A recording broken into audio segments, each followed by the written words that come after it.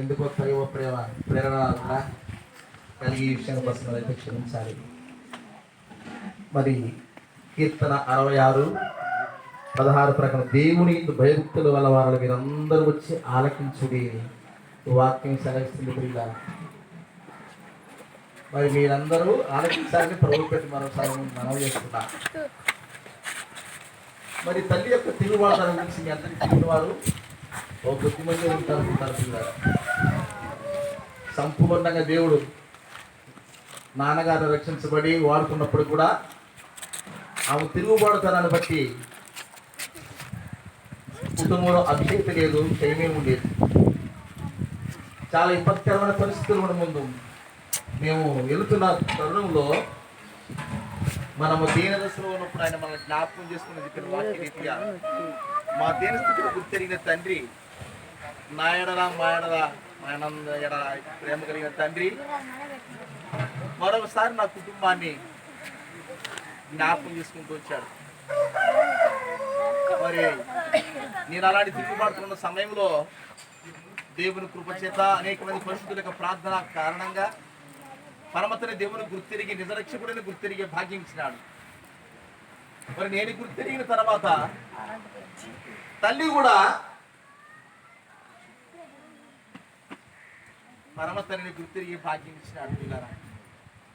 మరి ఆమె గుర్తిరగ పూర్వము నేను గుర్తిరిగిన తరుణంలో ఆమె మాయలో చూపినటువంటి క్రోధము, కోపము, తర్వాత మాయలో చూపినటువంటి అమ్మ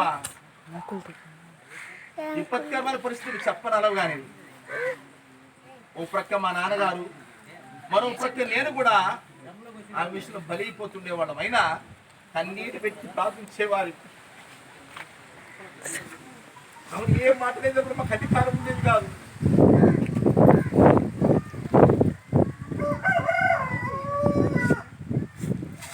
ఆమె చేసి పరిస్థితులు ఒకసారి సూసైడ్ చేసుకోవాలనుకునే పరిస్థితులు కూడా రాకపోలేదు పిల్లారా.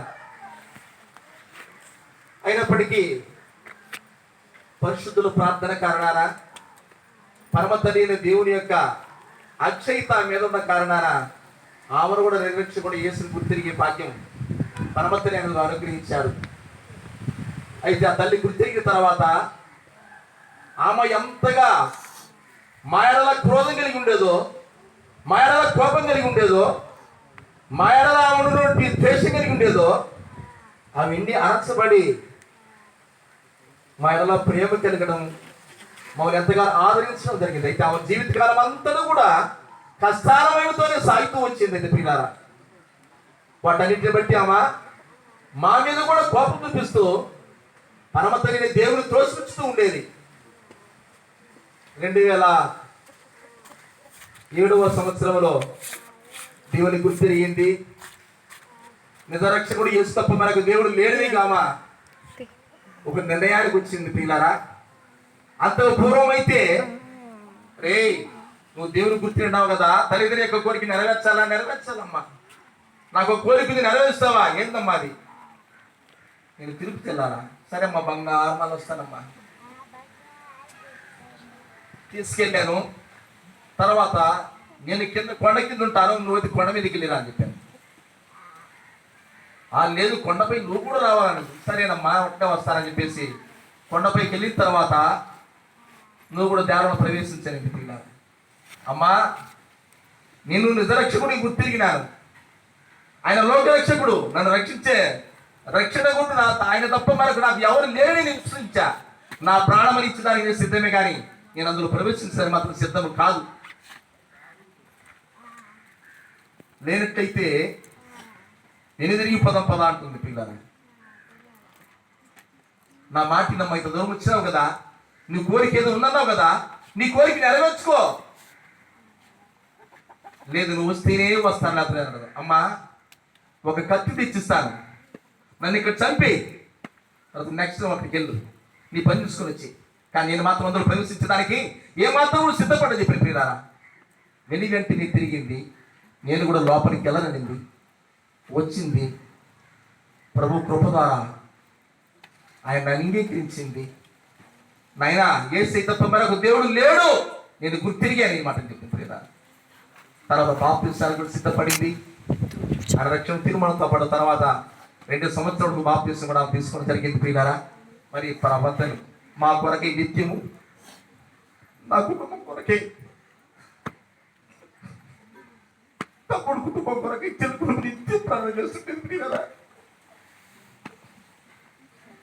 చనిపోయే ముందు కూడా వాడు గుర్తిరగలేదు నాయన. చిన్నవాడి కోసమే పరితపించేది, కానీ వాడికి అలాంటి ఆలోచన ఏమాత్రం లేదు. దేవుని చిత్తం ఎత్తి మీద వారి కోసం ప్రార్థన చేయండి. మిగిలిపోయిన శేషం అనగా వాడున్నాడు, వాడు మాత్రమే ఉన్నాడు. వాడి పేరు రమణయ్య, వాడి పేరు కోసం ప్రార్థన చేయండి. వాడు కూడా దేవుని శ్రేణి కూర్చున్నాగురా, పరమతని నేను గుర్తిని ఉన్నారా, నా కుటుంబం అంతా కూడా పరమతని సేవించినాగరా. దయతో మీరు జ్ఞాపకం చేసుకుని ప్రార్థించమని ప్రభు పేరు మీ అందరికీ మనం చేస్తున్నాను. ప్రియులారా, సాక్ష్యాన్ని ముగిస్తున్నాను.